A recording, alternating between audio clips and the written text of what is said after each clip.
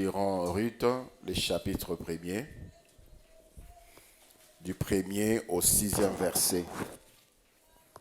Ruth, chapitre 1er, du 1er au 6e verset. La Bible dit, du temps des juges, il y eut une famille dans le pays. Un homme de Bethléem de Juda partit avec sa femme et ses 2 fils pour faire un séjour dans le pays des Moab. Les noms de cet homme étaient Elimelech, celui de sa femme Naomi, et ses 2 fils s'appelaient Machlon et Kiljon. Ils étaient Éphrasiens de Bethléem de Juda. Arrivés au pays des Moab, ils y fixèrent leur demeure. Elimelech, mari de Naomi, mourut, et elle resta avec ses 2 fils. Ils prirent 2 femmes moabites, dont l'une se nommait Orpa et l'autre Ruth. Et ils habitèrent là environ 10 ans. Machlon et Kiljon moururent aussi tous les 2, et Naomi resta privée de ses 2 fils et de son mari. Puis elle s'éleva, et elle et ses belles-filles, afin de quitter le pays des Moab, car elle a appris au pays des Moab que l'Éternel avait visité son peuple et lui avait donné du pain. C'est la parole du Seigneur. Je disais, c'est la parole du Seigneur. Bonjour à tous. Que la paix du Seigneur soit dans vos cœurs. Je bénis Dieu pour ta présence. Et que le Seigneur fasse de toi ce qu'il a décidé de faire pour toi ce matin. Le thème que nous voulons partager ce matin est intitulé « Ne quitte pas la maison de ton Père céleste ». Ne quitte pas la maison de ton Père céleste. Après avoir reçu l'ordre de quitter la maison de notre Père terrestre, c'est-à-dire cette maison où régnait cette alliance que notre Père avait traitée avec des esprits parce qu'il ne connaissait pas l'Éternel, cette maison où les sang versés criaient, et dans ces cris, c'était la malédiction qui pesait sur nos vies. Cette maison où régnait le ténèbre, les systèmes établis, les lois de condamnation des ténèbres, le Seigneur ne nous laisse pas errer. Le Seigneur nous amène vers lui, dans sa demeure, dans sa maison. Et une fois dans la maison du Père céleste, peu importe ce que nous pouvons voir, ne quitte pas la maison du Père céleste. Alléluia. C'est ce que nous avons vu ici dans ce passage. Nous avons dit la maison du Père, c'est la présence de Dieu. Là où Dieu se manifeste, là où Dieu règne. La présence de Dieu est dans chaque enfant de Dieu, par son Esprit Saint. C'est ce que tu ressens, c'est ce que tu vis. Celui qui est né de Dieu marche avec Dieu. Et il sait dans son cœur que Dieu veut ça pour lui, Dieu ne veut pas ceci pour lui. Et il sent la direction du Saint-Esprit dans sa marche de tous les jours. Il écoute la voix de Dieu. La présence du Seigneur, c'est également un lieu que Dieu a choisi pour se manifester. Il avait choisi le tabernacle, il a dit, construisez-moi un tabernacle où j'habiterai avec vous. Et après, il a fait construire les temples. La gloire de Dieu était dans cette maison. Le Seigneur a dit même si quelqu'un est loin, et s'il dirigeait son regard vers ces lieux, j'écouterai sa prière. Les temples n'existent plus à Jérusalem, mais le lieu que l'Éternel avait choisi existe. Et sur ces lieux est construit un mur où le peuple reconnaît la parole du Seigneur qui a dit qu'en ces lieux, j'écouterai vos prières. Le peuple continue à aller vers ces lieux pour adresser à Dieu ses prières. La maison de Dieu, c'est également une église locale, un temple tel que ici. Ce matin, le Seigneur est avec nous. Alléluia. Il a dit, là où 2, 3 personnes sont réunies, je suis au milieu d'eux. Il est là ce matin avec nous. C'est la maison de Dieu. La maison de Dieu, c'est un lieu où le Seigneur t'a envoyé, où le Seigneur t'a conduit. Il a dit à Israël, je vous bénirai dans le pays que l'Éternel, votre Dieu, vous donnera. Là où le Seigneur t'a indiqué, il est là avec toi, c'est sa maison. Il peut être ton mari, elle peut être ta femme, qui est considérée comme la maison de l'Éternel parce que c'est la personne que Dieu a indiquée pour toi, pour te faire du bien, pour ta bénédiction. Ici, nous voyons ces peuples, cet homme avec sa maison et Elimelech avec sa femme. Ils ont quitté la maison du Père, la maison du Père céleste, à cause de la famine. Ils sont partis pour s'installer dans un pays étranger, pays où l'Éternel avait dit, vous n'y habiterez plus. Vous ne prendrez pas leurs femmes pour vous, ni pour vos fils. Vous ne donnerez pas non plus vos filles pour leurs fils, à leurs fils. Mais à cause de la famine, ils ont désobéi. Ils sont partis. Conséquence, Elimelech est mort, ses 2 fils sont morts. Naomi s'est retrouvée seule, veuve et privée de ses 2 enfants et dépourvue de tout, malheureuse, misérable et pauvre. Il était pourtant de Bethléem. Bethléem veut dire la maison des pains.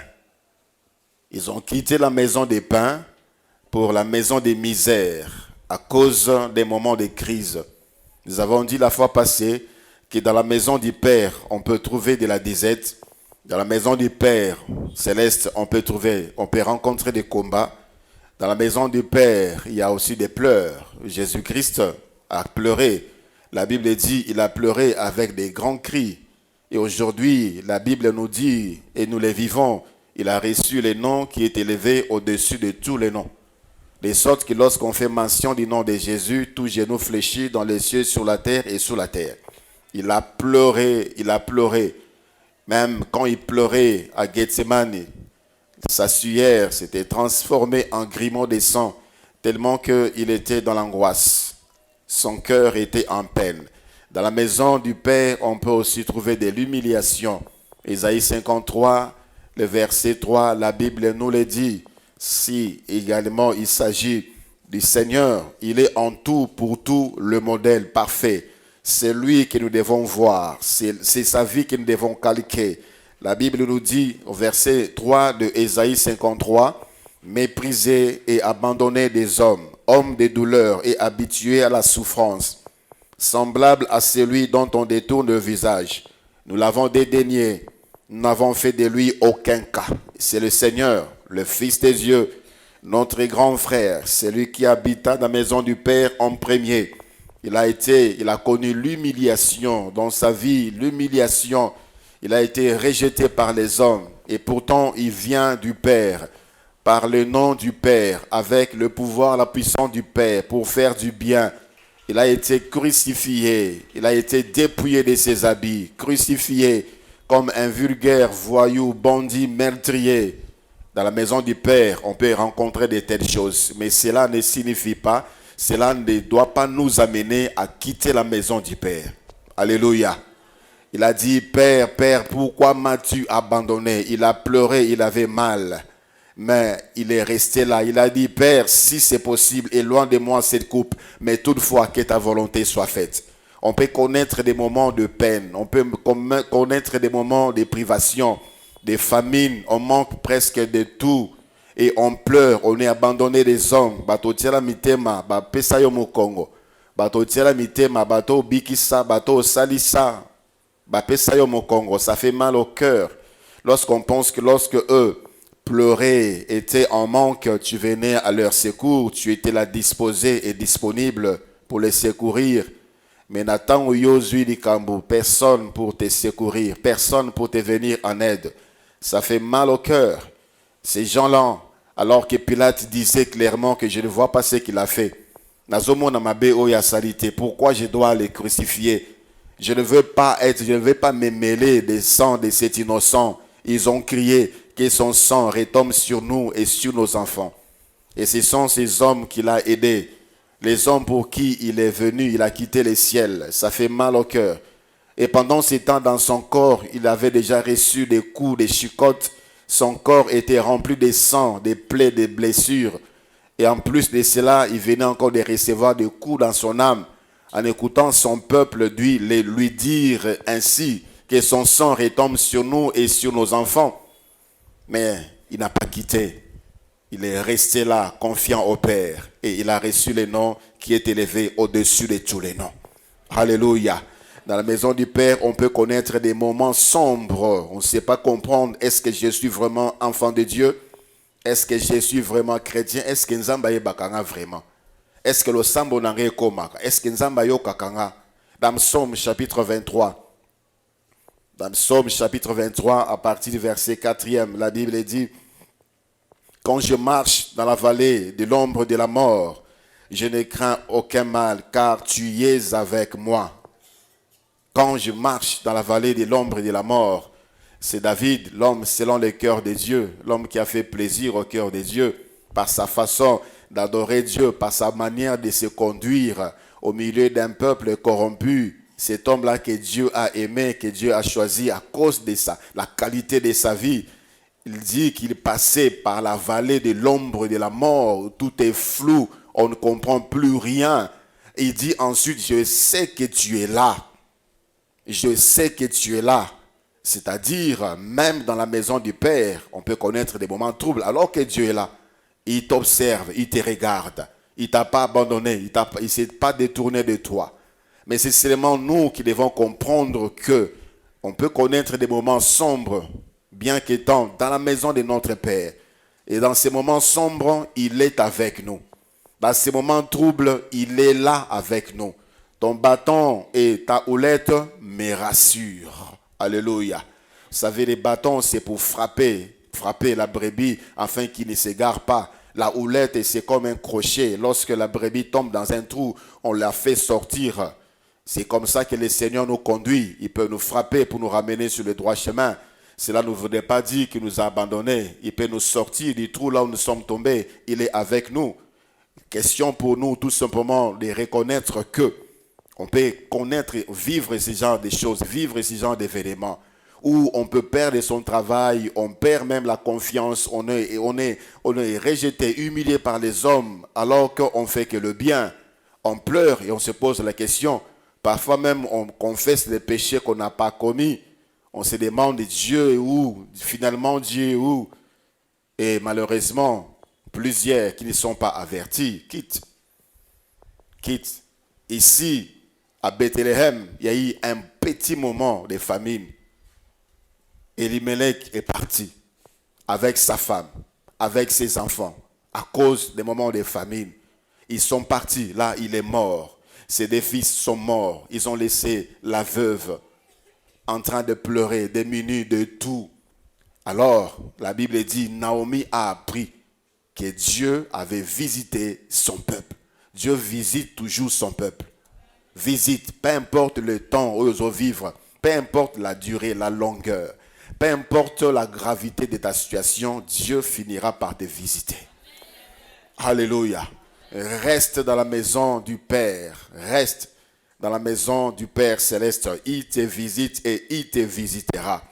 Pendant ces moments où tu ne sais pas comprendre, pendant ces moments où tu te poses tant de questions, Dieu est là, il t'entend. Dieu est là, il te voit. Dieu est là, il te soutient. Dieu est là, il te protège.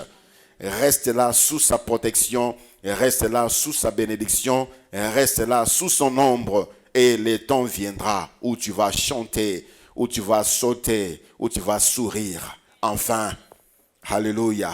Ceux qui moissonnent avec de pleurs. La Bible dit, ceux qui sèment plutôt avec de pleurs, moissonneront avec des cris d'allégresse. S'il faut pleurer aujourd'hui, continue à pleurer. Et pleure dans la présence de ton Père. Il te visitera. Alléluia. Chacun de nous en son temps de tribulation, aussi un temps de gloire. Plus tu connais beaucoup de combats, plus grande sera ta gloire. Plus long est tes moments de tribulation, plus long sera les moments de ta gloire. Ne quitte pas la maison de ton Père céleste. Je lis la Bible de Je vis un jeune homme dans Luc chapitre 15e, à partir du verset 11. Luc chapitre 15, à partir du verset 11. La Bible dit, le Seigneur parle, il parlait de l'amour du Père sur les égarés, sur ceux qui quittent la maison. Il parlait comment est-ce que le Père est attentif, comment est-ce que le Père cherche à les ramener, attend ce qu'ils reviennent. Au verset 11e, le Seigneur ajoute, il dit encore, un homme avait 2 fils. Le plus jeune dit à son père, mon père, donne-moi la part des biens qui doit me revenir. Et le père leur partagea son bien. Peu de jours après, le plus jeune fils, ayant tout ramassé, partit pour un pays éloigné, où il dissipa son bien en vivant dans la débauche. Lorsqu'il eut tout dépensé, une grande famine survint dans ce pays, et il commença à se trouver dans le besoin. Il alla se mettre au service d'un des habitants du pays, qu'il envoya dans ses champs garder le pourceau. Il aurait bien voulu se rassasier des carouges que mangeait le pourceau, mais personne ne lui en donnait. Étant rentré en lui-même, il s'est dit, combien de mercenaires chez mon père ont du pain en abondance, et moi ici je meurs de faim. Ce Père ici ressemble, c'est la figure du Père céleste. Un Père aimant, un Père bon, un Père attentionné, un Père riche, un Père protecteur, un Père compatissant, miséricordieux. C'est ainsi que le Seigneur a donné cette image pour dire à ceux qui se sont égarés loin du Père qu'ils voient ça, qu'ils trouvent en ceci le cœur du Père qui l'attend à revenir. Il avait 2 fils. Le plus jeune a dit au Père, donne-moi le bien, donne-moi ma part d'héritage qui me revient. Normalement, l'héritage, c'est après le décès du Père. Mais lui, il a demandé sa part du vivant de son Père. Un Père qui aime son Fils, un Père qui veut le bonheur de son Fils. Il dit, si je le prive, il sera malheureux. Il lui a donné sa part. Il est parti. Il a quitté la maison du Père. Qu'est-ce qui a fait que ce jeune homme quitte la maison du Père? Premièrement, c'est l'impatience. Il n'a pas voulu entendre. Maintenant, tout de suite. Je veux me marier maintenant. Je veux ceci maintenant. Je veux de l'argent tout de suite. Je veux la gloire maintenant. Je veux le succès maintenant. Je vais avoir maintenant. L'impatience. Et derrière cette impatience, on cherche ses propres moyens. On veut avoir avec et par ses propres moyens. On sort de la maison du Père. On va côtoyer ceux qui visitent l'autre maison. Et on s'égare loin du Père. L'impatience a détruit plusieurs vies. Beaucoup d'enfants de Dieu regrettent aujourd'hui à cause de l'impatience. Plusieurs, le Seigneur était sur le point de les visiter. Ils ont perdu à cause de l'impatience. Le Seigneur nous dit dans le livre des Galates, nous montre que la patience, c'est l'un des fruits du Saint-Esprit. C'est une vertu, c'est une qualité. Si tu es impatient, mon frère, ma soeur, tu dois beaucoup te discipliner, tu dois beaucoup demander au Père Céleste de te donner cette vertu, cette qualité, la patience. Dans la patience, c'est dans la patience. Le Seigneur dit, c'est dans les calmes et les repos que vous allez trouver les secours de l'Éternel. Alors que le peuple était en train de s'agiter, nommons-nous un chef et rentrons en Égypte, ici nous allons mourir. Moïse a dit, calmez-vous, soyez patients, car les Égyptiens que vous voyez maintenant, vous ne les verrez plus jamais. On est agité, on veut faire, on veut toucher, on veut partir, on veut sortir, on veut agir, on veut utiliser notre propre moyen. Le Seigneur a dit à Abraham, je vais te donner un fils par Sarah. Nous avons entendu beaucoup d'années, 1 année, 2 ans, 3 ans, ça ne venait pas. Quand Dieu dit, c'est oui et amen. 4 ans, ça ne vient pas. 5 ans, 10 ans, ça ne vient pas. La 11e année, la 10e année, Abraham a craqué, dit finalement, qu'est-ce qui se passe? Et il a écouté les conseils de sa femme. Ils ont eu un enfant et cet enfant leur a apporté beaucoup de problèmes jusqu'à aujourd'hui à cause de l'impatience. Quand Dieu dit, bien-aimé dans le Seigneur, patiente. Si ça te fait mal, continue à pleurer devant le Seigneur. Seigneur, tu as dit, Seigneur, tu as dit, Seigneur, tu as dit, mais reste là en train de pleurer au pied du Seigneur. Ceux qui ont quitté ont perdu. Ceux qui ont quitté à cause de l'impatience ont perdu. 1 Samuel chapitre 13. 1 Samuel chapitre 13 à partir du verset 8e. Le prophète Samuel avait dit au roi Saül, je viendrai après 7 jours. Et après 7 jours, je vais offrir à l'Éternel l'Holocauste, afin que nous puissions aller finalement en guerre pour détruire ses ennemis. Alors, la Bible nous dit, au verset 8e de 1 Samuel 13, il a entendu, c'est Saül, il a entendu 7 jours, selon les termes fixés par Samuel. Mais Samuel n'arrivait pas à Gilgal, et le peuple s'est dispersé loin de Saül.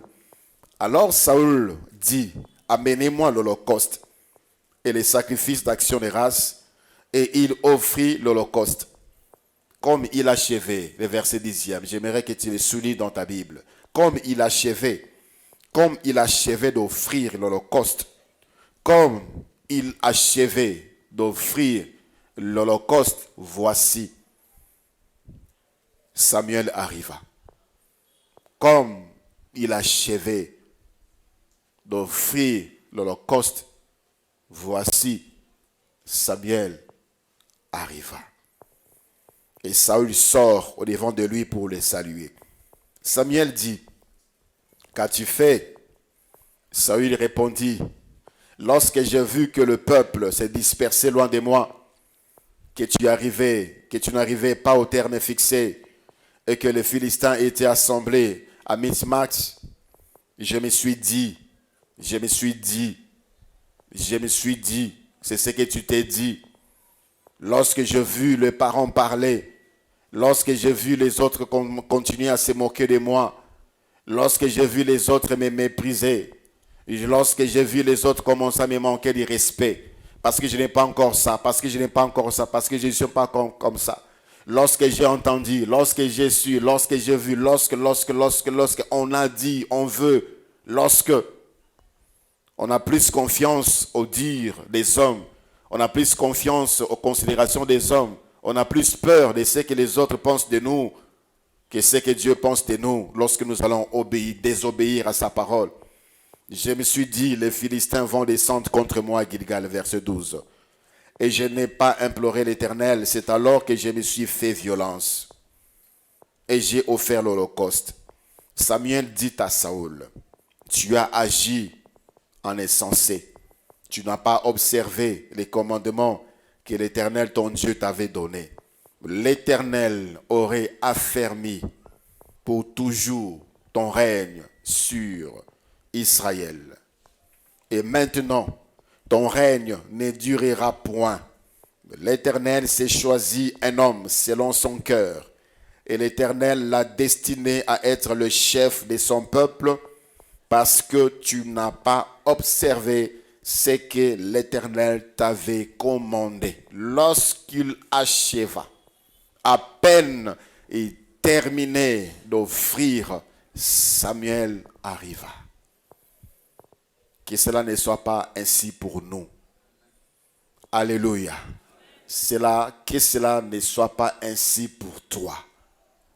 Que tu prennes des décisions seul, que tu prennes des initiatives seul, et que tu fasses ce que le Seigneur t'a pas ordonné, et que juste à la fin de le faire, tu vois, le Seigneur s'est manifesté. Combien se sont vendus leur corps pour avoir du travail à cause de l'impatience. Parce que tout le monde fait ça, On a dit pour avoir, il faut faire ça. On a dit pour avoir, il faut dire ça. On a dit, et on fait ça, on fait comme ça. C'est comme ça le rythme, c'est comme ça la mode. Dès que tu as fini de faire ça, c'était le temps de Dieu pour toi et tu as raté. L'Éternel aurait affermi ton règne pour toujours.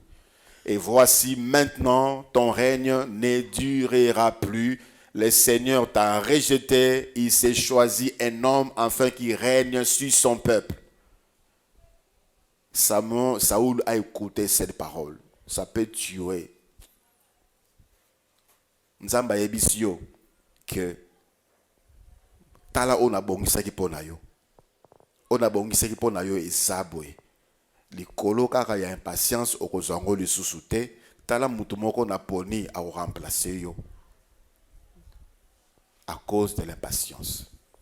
On est trop agité, on entend trop, on voit, on veut maintenant et tout de suite.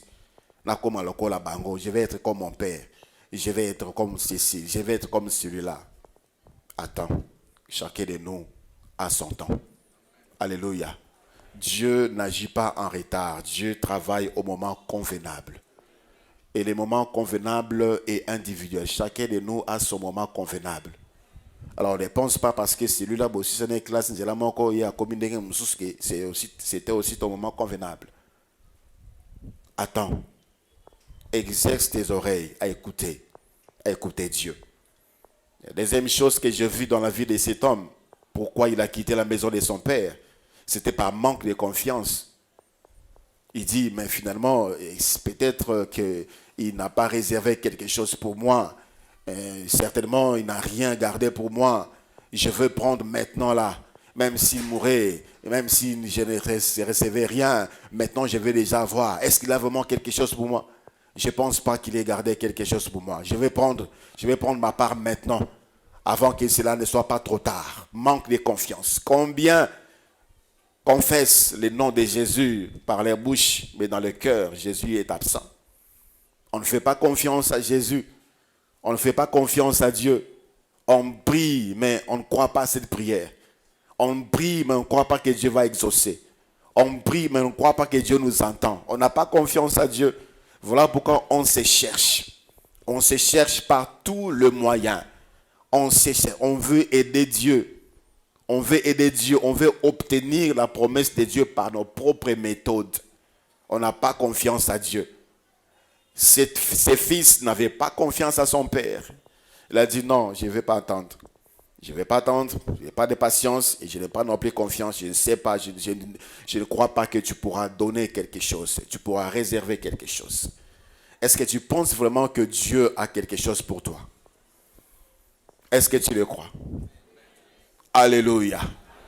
Il y a quelque chose de mieux pour toi de la part du Père Céleste. Tout ce qu'il y a de mieux, tout ce qui peut nous donner la paix, la joie, Dieu l'a réservé pour nous. Il y en a, tu as ta part. Dieu peut enrichir toute la terre et il aura toujours les moyens d'enrichir de nouveau toute la terre. Alors pourquoi des paniques? Pourquoi perdre confiance? Pourquoi manquer de confiance? Comme ses fils, il a pris et il est parti. Il est parti. Malheureusement, pour lui, la suite était catastrophique. La troisième chose que nous voyons ici, c'est que la troisième chose qui peut faire qu'on quitte la maison du Père, il y a la convoitise. La convoitise. On veut être comme celui-là. On veut être comme celle-là. On veut avoir ce que lui a. On veut avoir ce qu'elle a. On veut comme ça, on veut comme elle, on veut comme lui. La convoitise des yeux, la convoitise de la chair. Ça nous amène à quitter la maison de notre Père. 1 Samuel chapitre 8, du verset 4 au verset 7. 1 Samuel chapitre 8, du verset 4 au verset 7. 1 Samuel 8, 4 à 7, la Bible dit, tous les anciens d'Israël s'assemblèrent et vinrent auprès de Samuel à Rama. Ils lui dirent, voici tu es vieux, et tes fils ne marchent point sur tes traces. Maintenant, établis-nous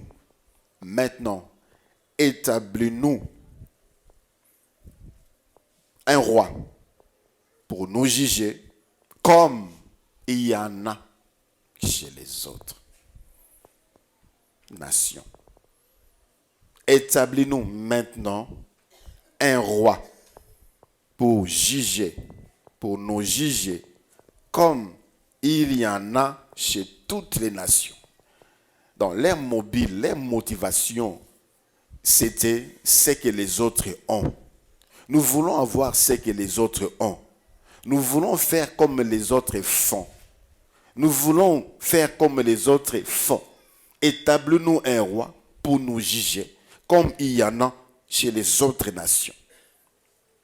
Le verset 6e. Samuel vit avec des plaisirs qui disaient, donne-nous un roi comme pour nous juger. Et Samuel pria l'Éternel. Avec qui motema ma bé, avec qui passe dans motema. Comment est-ce qu'ils peuvent dire ça? Le verset 7e. L'Éternel dit à Samuel, écoute la voix du peuple dans tout ce qu'il te dira, car ce n'est pas toi qui les rejettes, c'est moi qui les rejette, afin que je ne règne plus sur eux. Vous savez, c'est Dieu qui était roi sur Israël. C'était Dieu. C'était Dieu qui était le roi d'Israël. Et lorsque vous lisez Ésaïe, il le répète à plusieurs fois. C'est moi, le roi d'Israël, qui te parle. C'est moi, le roi d'Israël, qui te parle. C'était lui qui régnait. C'était lui qui conduisait Israël. Depuis leur sortie du pays d'Égypte. Dans le désert, il a choisi un homme pour le conduire, Moïse. Et lorsqu'ils ont traversé, il a pris Josué. Et après temps, il y avait des juges. Et c'était Samuel, à cette époque-là, qui était juge. Mais Dieu était roi d'Israël.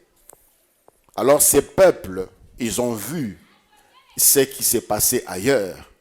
Ils ont convoité. Les autres ont un roi, c'est bien.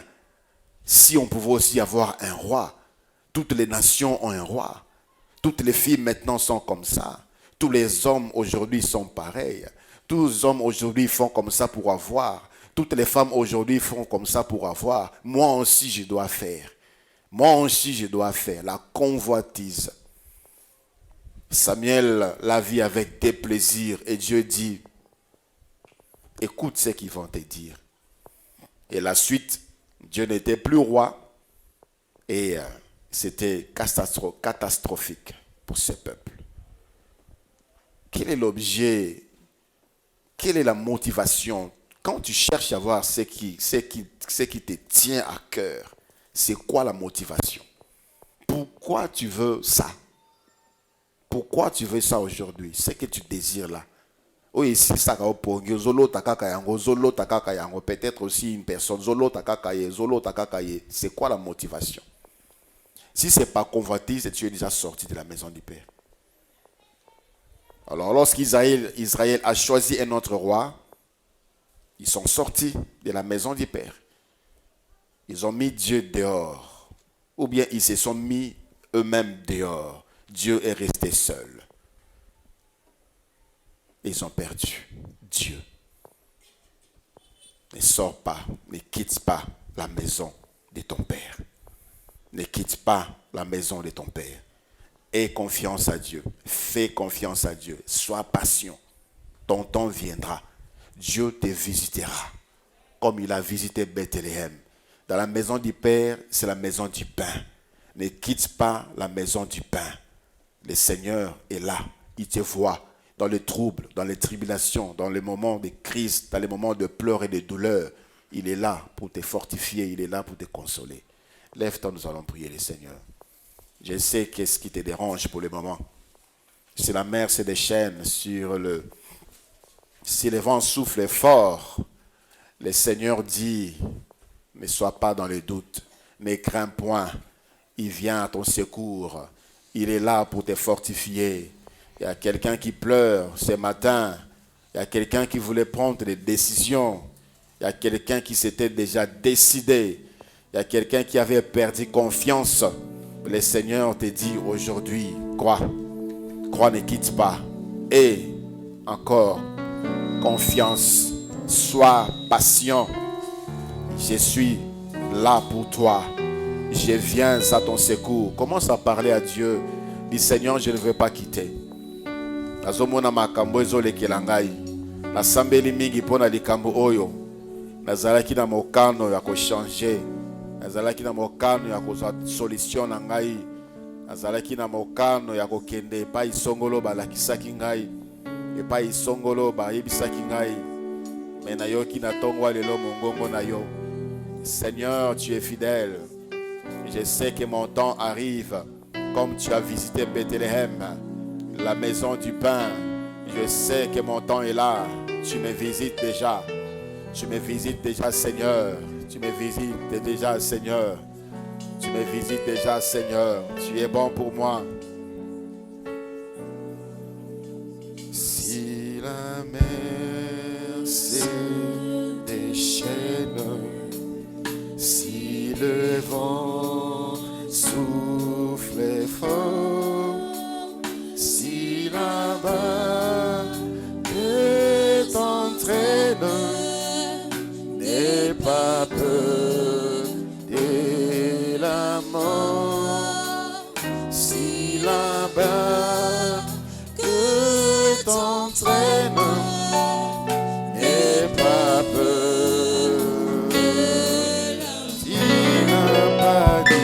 Il n'a pas dit que tu coulerais. Il n'a pas dit que tu sombrerais. Il a dit allons sur l'autre. Allons sur l'autre. Si un jour sur ta route, si un jour sur ta route, tu rencontres le mal, ne sois pas dans le doute. Dieu protège ses enfants. Ne sois pas dans le doute. Ne doute point. Dieu garde ses enfants. Jésus n'a pas dit que tu coulerais. Il n'a pas dit que tu sombrerais. Il a dit allons sur l'autre. Allons sur l'autre. Allons sur l'autre. Ne quitte pas la maison, ne quitte pas la maison du Père Céleste. Ne quitte pas, ne sors pas, ne sors pas, ne sors pas. Ne sors pas, ne sors pas. Ne sors pas. Tu étais à quelques minutes de sortir, à 2 doigts de sortir. Tu étais déjà convaincu que tu devais partir. Ne pars pas. Reste là. Dieu prend soin de ses enfants. Dieu se souvient de ses promesses. Dieu a ce qu'il y a de mieux pour toi.